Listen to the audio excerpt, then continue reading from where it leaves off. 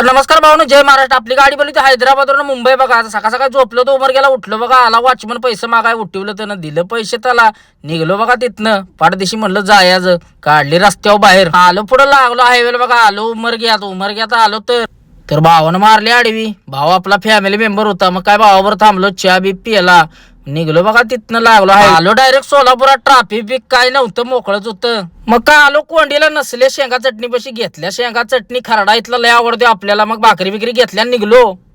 पुढं आलो तर ह्यो बघा वाकडा चालला होता पुष्पाहून. आयला म्हटलं ह्याला काय झालंय, पुढे येऊन बघतोय तर ह्याला टोचन केला होता. म्हटलं असू द्या, चला काहीतरी वाईट झालंय भावासंग.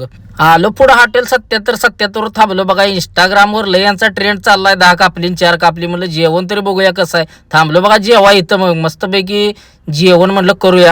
तवर तात्यानं आणलं मटण ताट, नादखोळा असं होतं बघा मटण. मग कुचकारली बाजरीची भाकरी अशी मस्तपैकी, गावरान दणका दिला. नादखोळा जेवण आहे बरं का, मस्त आहे. पैसे फेटलं आणि त्यांचाच बघा लगेच ह्यो आळणी भात भेटतोय नादखोळा. आपल्याला तिखट आवडत नाही, त्यामुळे आपण काय लय खाल्लं नाही.